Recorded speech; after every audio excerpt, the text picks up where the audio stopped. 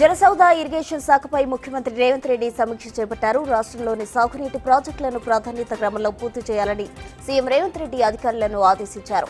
6 నెలల్లో వీలైనంత ఆయకట్టును సాగునీటిని అందించే ప్రాజెక్టులను మొదట ప్రాధాన్యంగా ఎంచుకోవాలని అధికారులకు సూచించారు సీఎం రేవంత్.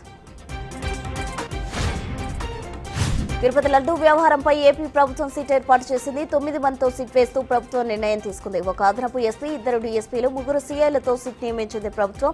సిట్ చీఫ్ గా సర్వశ్రేష్ఠ త్రిపాఠి, డీఐజీగా గోపీనాథ్ జెట్టిని నియమించింది ఏపీ సర్కార్. వైఎస్ జగన్ తిరుమల పర్యటన వేళ AP deputy CM Pawan Kalyan కీలక ప్రకటన చేశారు. జగన్ తిరుమల యాత్రలో డిక్లరేషన్ అనేది టీటీడీ చూసుకునే ప్రక్రియ అని తెలిపారు. దీనిపై కూటమి పక్షాలు ప్రత్యేకంగా మాట్లాడాల్సిన అవసరం లేదన్నారు. డిక్లరేషన్ ఇస్తారా లేదా, ఆలయ సంప్రదాయాలు, మర్యాదలు, నిబంధనలు పాటిస్తారా లేదా అనేది వెళ్లే వ్యక్తి విచక్షణకు వదిలేయాలన్నారు. ఈ విషయంలో వైసీపీ కోరుకునేది గొడవలేనని చెప్పారు పవన్.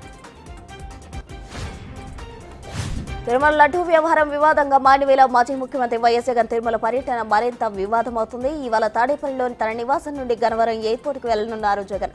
అక్కడి నుంచి విమానంలో రేణిగుంట విమానాశ్రయానికి చేరుకుని సాయంత్రం 5 గంటలకు రేణిగుంట నుంచి తిరుమలకు వెళ్లనున్నారు. రాష్ట్రంలో ప్రైవేటు మద్యం దుకాణాలకు అనుమతిస్తూ కూటమి ప్రభుత్వం కీలక నిర్ణయం తీసుకుంది. నూతన లిక్కర్ పాలసీకి అనుగుణంగా ఏపీ ప్రభుత్వం చర్యలు వేగవంతం చేసింది. ప్రభుత్వం మద్యం షాపులు రద్దు చేస్తూ చంద్రబాబు సర్కార్ ఆర్డినెన్స్ జారీ చేసింది. రిటైల్ లిక్కర్ షాపులకు అనుమతిస్తూ చట్ట సవరణ చేసింది. అక్టోబర్ నుంచి కొత్త మద్యం పాలసీ అమలు చేయనుంది.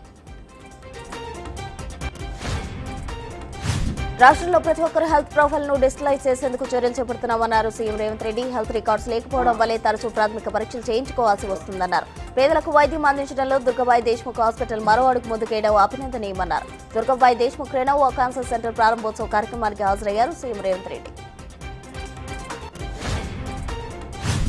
గుంటూరులోని డొంకరోడ్డు వద్ద దేవరా సినిమా ఫ్లెక్సీలు చించిన గుర్తు తెలియని వ్యక్తులు నందమూరి అభిమానులు ఫ్లెక్సీలు చించడంపై ఆధారంగా వ్యక్తం చేశారు. వెంటనే అరెస్ట్ చేసి వారిపై కఠిన చర్యలు తీసుకోవాలని కోరుతున్నారు నందమూరి అభిమానులు. జమ్మూ కాశ్మీర్ 3వ దశ ఎన్నికలకు ప్రచారం ముమ్మరం చేసింది కాంగ్రెస్. జమ్మూ కాశ్మీర్లో గెలుపు లక్ష్యంగా ప్లాన్ చేస్తుంది. ఇవాళ జమ్మూ కాశ్మీర్లో పర్యటించనున్నారు రాహుల్, ప్రియాంక గాంధీ. పోలింగ్ జరిగే నియోజకవర్గాల్లో ఎన్నికల ప్రచారం నిర్వహించనున్నారు. సాంబా జిల్లాలోని దురేచెక్లో బహిరంగ సభలో రాహుల్ గాంధీ పాల్గొన్నారు. అనంతరం జమ్మూలోని చంలో బహిరంగ సభలో పాల్గొననున్నారు.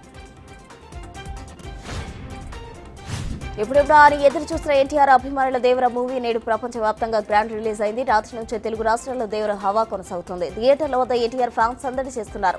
రాత్రి 1 గంటల నుంచే దేవర షోలు మొదలయ్యాయి. రోజుకు 6 షోలకు ప్రభుత్వాలు అనుమతిచ్చాయి. దీంతో దేవరకు మూవీ బ్లాక్ బస్టర్ హిట్ అవుతుందని ఫ్యాన్స్ ఫుల్ ఖుషీతో ఉన్నారు.